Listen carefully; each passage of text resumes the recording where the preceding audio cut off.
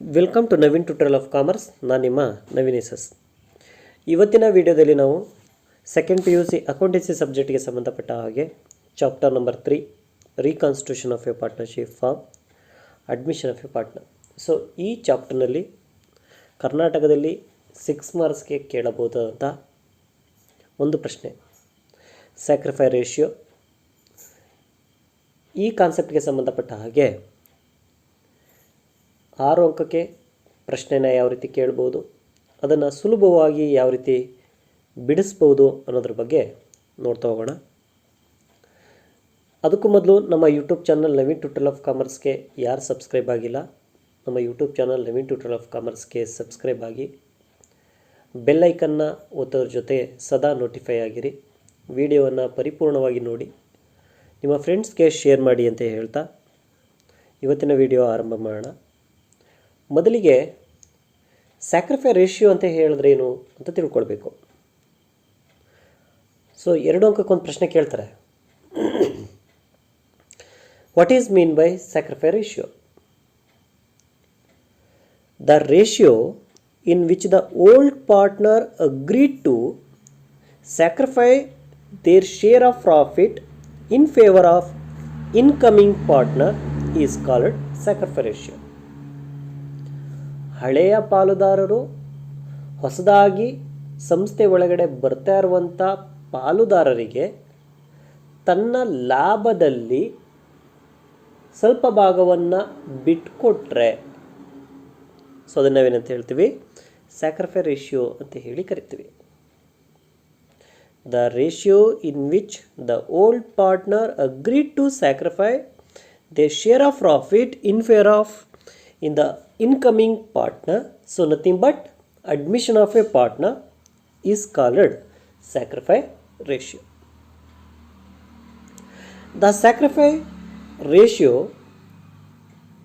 is equal to old share of profit minus new share of profit. So sacrifice ratio ಯಾವಾಗಲೂ ಸಹ old share ಮತ್ತು new ಶೇರ್ಗೆ ಸಮನಾಗಿರುತ್ತೆ ಅಂತ. ಹಾಗಾಗಿ ಇದರ ಫಾರ್ಮುಲಾ ನೋಡ್ತು ಅಂತ ಹೇಳಿದ್ರೆ sacrifice ratio is equal to old share minus new share. So ಇದು ಒಂದು ಉದಾಹರಣೆಯ ಪ್ರಕಾರ ನೋಡ್ತು ಅಂತ ಹೇಳಿದ್ರೆ, ಸೊ 6 ಮಾರ್ಕ್ಸ್ಗೆ ಕೇಳುವಂಥ ಕ್ವಶನ್ನು. ಸೊ ಕ್ವಶನ್ ಯಾವ ರೀತಿ ಇರುತ್ತೆ, Ganesh and Girish are partner sharing profit and losses in the ratio of 3:2. They admit Mahesh into the partnership. The new profit sharing ratio is 4:3:3. Calculate sacrifice ratio of Ganesh and Girish. So ಈ ರೀತಿ ಒಂದು 6 ಮಾರ್ಕ್ಸ್ಗೆ ಕ್ವಶನನ್ನು rice ಮಾಡ್ತಾರೆ. ಮೊದಲಿಗೆ ಪ್ರಶ್ನೆ ನೀವು ಕರೆಕ್ಟಾಗಿ ಅರ್ಥ ಮಾಡ್ಕೊಳ್ತು ಅಂತ ಹೇಳಿದ್ರೆ ಸೊಲ್ಯೂಷನ್ ಅರ್ಧ ಬಂತು ಅಂತ ಅರ್ಥ. ನೀವು ಪ್ರಶ್ನೆನೇ ಅರ್ಥ ಮಾಡ್ಕೊಂಡಿಲ್ಲ ಅಂತ ಹೇಳಿದ್ರೆ ಸೊ ನೀವೇನು ಮಾಡಿದ್ರೂ ಅಲ್ಲಿ ಸೊಲ್ಯೂಷನ್ ಸಿಕ್ಕಲ್ಲ ಅಂತಲೇ ಅರ್ಥ. ಓಕೆ, ನೋಡೋಣ, ಪ್ರಶ್ನೆ ಅರ್ಥ ಮಾಡ್ಕೊಳ್ಳಿ ಫಸ್ಟು.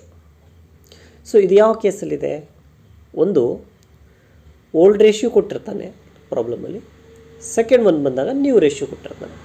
ಸೊ ಆ ಕೇಸಲ್ಲಿ ನಾವು ಸ್ಯಾಕ್ರಿಫೈ ರೇಷಿಯೋನ ಯಾವ ರೀತಿ ಕ್ಯಾಲ್ಕುಲೇಟ್ ಮಾಡೋದು? ಸೊ ಈ ಪ್ರಶ್ನೆ ಅರ್ಥ ಮಾಡ್ಕೊಳ್ಳಿ. Ganesh and Girish are partner sharing profit and losses in the ratio of 3:2. Ganesh ಮತ್ತು ಗಿರೀಶ್ 2 ಜನ ಪಾಲುದಾರರಿದ್ದಾರೆ. ಅವರಿಬ್ಬರು ಪಾಲುದಾರ ಆಗಿದ್ದಾಗ ಬರುವಂಥ ಲಾಭ ಮತ್ತು ನಷ್ಟವನ್ನು 2 ಮತ್ತು 3ರ ಅನುಪಾತದಲ್ಲಿ ಹಂಚಿಕೊಳ್ತಾ ಇದ್ರು. ದೇ ಡಿಸೈಡೆಡ್, ಯಾರ್ಯಾರು, ಗಣೇಶ್ ಆ್ಯಂಡ್ ಗಿರೀಶ್ 2 ಜನ ನಿರ್ಧಾರ ಮಾಡಿ, they admit Mahesh into the partnership. So ಮಹೇಶನ್ ಏನು ಮಾಡ್ಕೊಳ್ತಾ ಇದ್ದಾರೆ, ಹೊಸದಾಗಿ ಸೇರಿಸ್ಕೊಳ್ತಾ ಇದ್ದಾರೆ. ಸೇರಿಸ್ಕೊಂಡಾದಮೇಲೆ ಹೊಸ ಪ್ರಾಫಿಟ್ ಶೇರಿಂಗ್ ರೇಷಿಯೋ ಬರ್ತಾ ಹೋಗುತ್ತೆ, new profit sharing ratio. The new profit sharing ratio is 4:3:3. Old ratio ಎಷ್ಟಿತ್ತು, ಅವರಿಬ್ಬರು ಇದ್ದಾಗ 3:2 ಇತ್ತು. ಇವಾಗ ಮಹೇಶನ್ನು ಸೇರಿಸ್ಕೊಂಡಿದ್ದಾರೆ. ಆ 3 ಜನ ಪಾಲುದಾರರು ಸೇರಿ ಹೊಸ ಅಗ್ರಿಮೆಂಟ್ ಆಗಿ ನ್ಯೂ ಪ್ರಾಫಿಟ್ ಶೇರಿಂಗ್ ರೇಷಿಯೋ ಬಂದಿದೆ. ಸೊ ನ್ಯೂ ಪ್ರಾಫಿಟ್ ರೇಷಿಯೋ ಏನಿದೆ 4:3:3. ಹಾಗಾದರೆ ಗಿರೀಶ ಆ್ಯಂಡ್ ಗಣೇಶ 2 ಜನ ಮಹೇಶನಿಗೆ ಎಷ್ಟು ಲಾಭವನ್ನು ಅವರ ಲಾಭವನ್ನು ಬಿಟ್ಕೊಟ್ಟಿದ್ದಾರೆ ಅಂತ ಹೇಳ್ಬಿಟ್ಟು ನೋಡಬೇಕಾಗತ್ತೆ. Calculate the sacrifice ratio of Ganesh and Girish. So Ganesh ಮಹೇಶನಿಗೆ ಎಷ್ಟು ಬಿಟ್ಕೊಟ್ಟಿದ್ದಾರೆ, ಗಿರೀಶ್ ಮಹೇಶ್ಗೆ ಎಷ್ಟನ್ನು ಬಿಟ್ಕೊಟ್ಟಿದ್ದಾರೆ. ಸೊ ಅದನ್ನು ಕ್ಯಾಲ್ಕುಲೇಟ್ ಮಾಡಬೇಕು.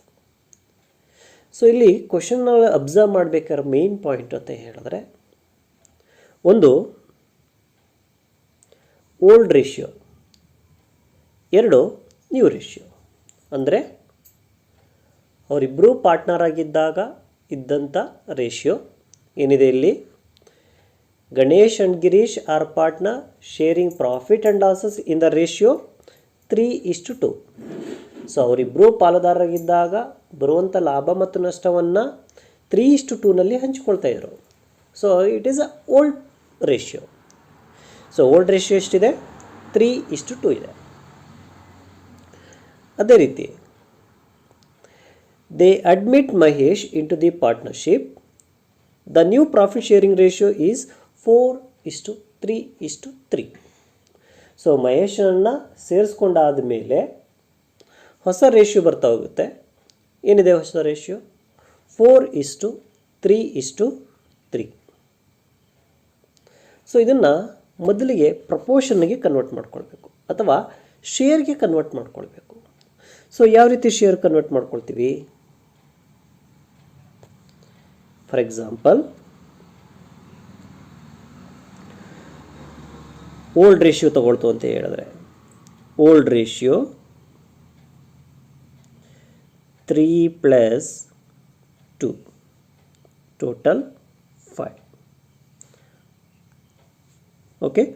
ಸೊ ಇದರಲ್ಲಿ ಗಣೇಶನಿಗೆ ಎಷ್ಟು ಶೇರ್ ಬರ್ತಾ ಹೋಗುತ್ತೆ ಅಂತ ಹೇಳಿದ್ರೆ 3/5 ಇಷ್ಟು. ಗಿರೀಶ್ಗೆ ಎಷ್ಟು ಬರ್ತಾ ಹೋಗುತ್ತೆ 2/5. ಸೊ ಪ್ರಪೋರ್ಷನ್ ಕನ್ವರ್ಟ್ ಮಾಡ್ತು ಅಂತ ಹೇಳಿದ್ರೆ 3/5 2/5. ಯಾವುದಿದು ಓಲ್ಡ್ ರೇಷಿಯೋ. ನೆಕ್ಸ್ಟು ನ್ಯೂ ರೇಷಿಯೋನ ನೋಡ್ತು ಅಂತ ಹೇಳಿದ್ರೆ 4/10 3/10 3/10. ಗಣೇಶ 4/10, ಗಿರೀಶ 3/10 ಆ್ಯಂಡ್ ಮಹೇಶ 3/10. ಸೊ ಇದು ಪ್ರಪೋರ್ಷನ್ಗೆ ಅಥವಾ ಶೇರ್ಗೆ. ಅಂದರೆ 10ರಲ್ಲಿ 4 ಭಾಗ ಗಣೇಶ, 10ರಲ್ಲಿ 3 ಭಾಗ ಗಿರೀಶ, 10ರಲ್ಲಿ 3 ಭಾಗ ಮಹೇಶ. ಸೊ ಪ್ರಪೋರ್ಷನ್ಗೆ ಅಥವಾ ಶೇರ್ಗೆ ನಾವು ಕನ್ವರ್ಟ್ ಮಾಡ್ತೀವಿ. So next step sacrifice ratio calculate ಮಾಡಬೇಕು ಅಂತ ಹೇಳಿದ್ರೆ ಫಾರ್ಮುಲಾ ಇದೆ. So formula sacrifice ratio is equal to old share minus new share. So formula ಏನು ಬರ್ತಾ ಹೋಗುತ್ತೆ, sacrifice share is equal to old share minus new share. So ಇವಾಗ ಮೊದಲನೇ ಪಾರ್ಟ್ನ ಗಣೇಶ್ ಎಷ್ಟು ಬಿಟ್ಟು ಕೊಡ್ತಾ ಇದ್ದಾನೆ, ನೆಕ್ಸ್ಟ್ ಎರಡನೇ ಪಾರ್ಟ್ನ ಗಿರೀಶ್ ಎಷ್ಟು ಬಿಟ್ಟು ಕೊಡ್ತಾ ಇದ್ದಾನೆ ಅಂತ ಹೇಳಿ ನೋಡಬೇಕಾಗತ್ತೆ. ಸೊ ಹೋಗಿ first partner share sacrificed by Ganesh. So formula ಏನಂತ ಹೇಳುತ್ತೆ, sacrifice share is equal to old share minus new share. Old share ಯಾರ ಸಂಬಂಧಪಟ್ಟಾಗ ಮಾತಾಡ್ತಾ ಇದ್ದೀವಿ, ಸೊ ಗಣೇಶಗೆ ಸಂಬಂಧಪಟ್ಟಾಗ ಮಾತಾಡ್ತಾ ಇದ್ದೀವಿ. ಸೊ ಗಣೇಶ್ದು ಪ್ರಪೋರ್ಷನ್ಗೆ ಅಥವಾ ಶೇರ್ ಕನ್ವರ್ಟ್ ಮಾಡಿಕೊಂಡಾಗ 3/5. ಓಕೆ, ಹಾಗಾಗಿ 3/5. ಸೊ ಫಾರ್ಮುಲಾದಲ್ಲಿ ಮೈನಸ್ ಇದೆ, minus. So new share new share ಯಾರಿಗೆ ಸಂಬಂಧಪಟ್ಟ ಹಾಗೆ, ಗಣೇಶ್ಗೆ ಸಂಬಂಧಪಟ್ಟ ಹಾಗೆ. ಸೊ ಎಷ್ಟಿತ್ತು? 4/10. ಹಾಗಾಗಿ share sacrifice by Ganesh 3/5 minus 4/10. ಈ ರೀತಿ ತಗೊಳ್ತೀವಿ. So next step, second step.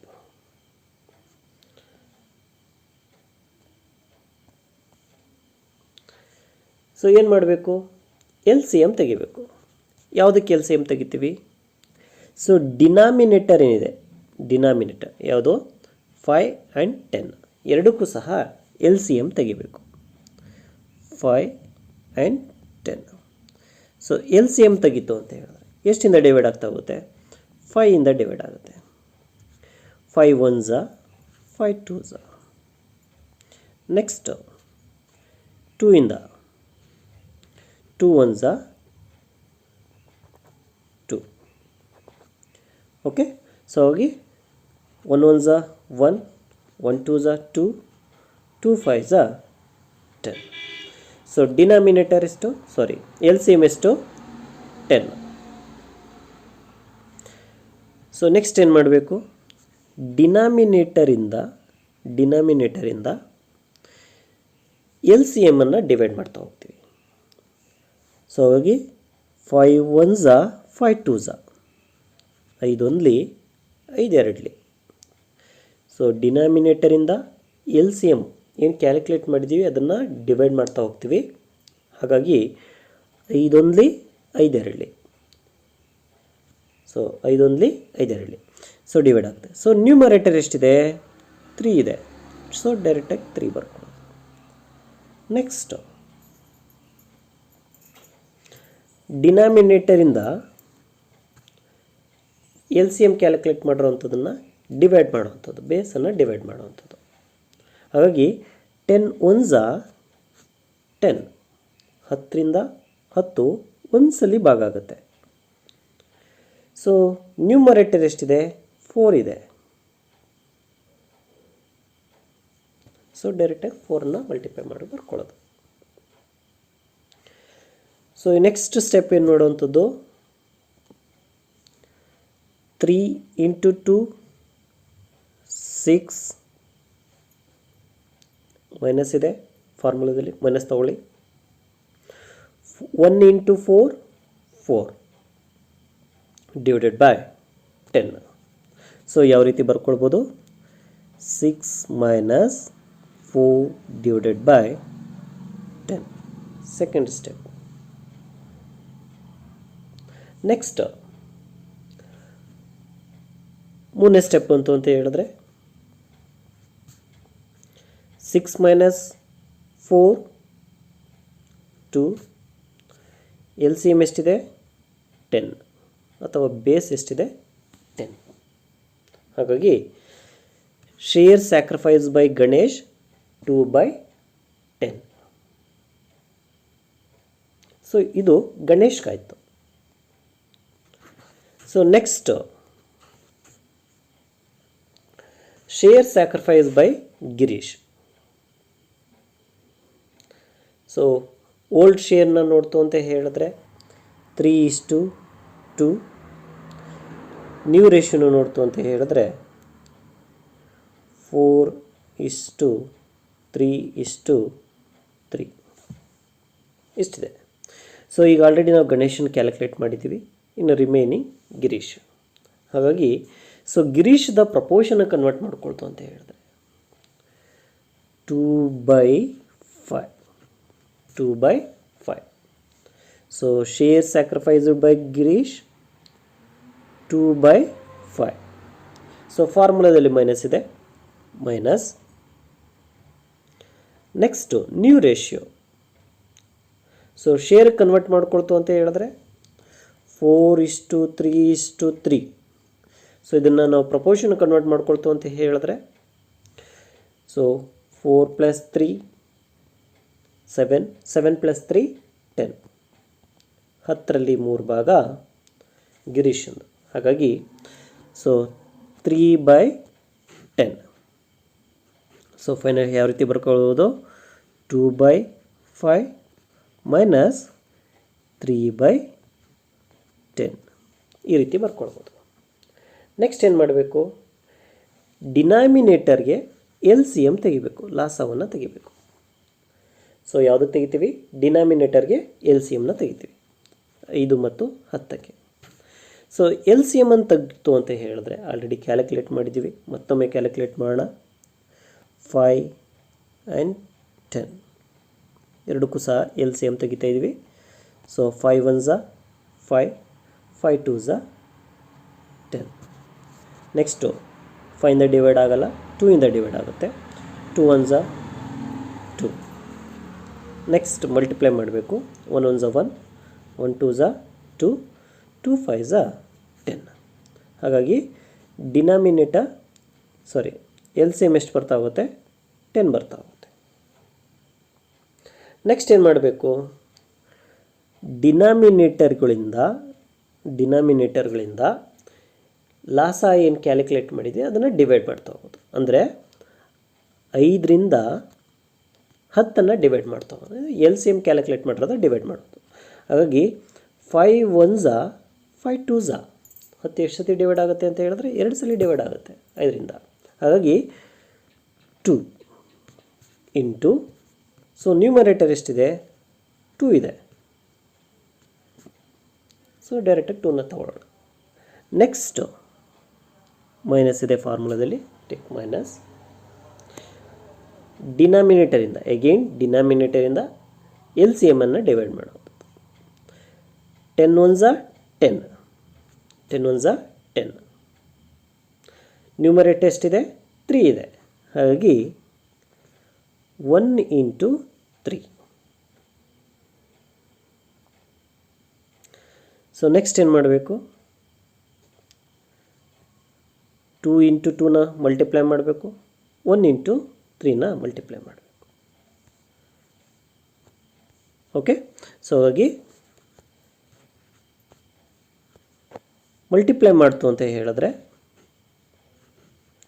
4 minus 3 divided by 10 ಎಷ್ಟು ಬರ್ತಾ ಹೋಗುತ್ತೆ. Next 4 minus 3 1 divided by 10. 4ರಿಂದ 3 ಕಳಿತು ಅಂತ ಹೇಳಿದ್ರೆ 1 ಬರ್ತಾ ಹೋಗುತ್ತೆ. ಸೊ ಬೇಸ್ ಎಷ್ಟಿದೆ, 10 ಇದೆ. ಥರ್ಡ್ ಎಲ್ ಸಿ ಎಮ್ ಎಷ್ಟಿದೆ, 10 ಇದೆ. ಹಾಗಾಗಿ 1 ಡಿವೈಡೆಡ್ ಬೈ 10.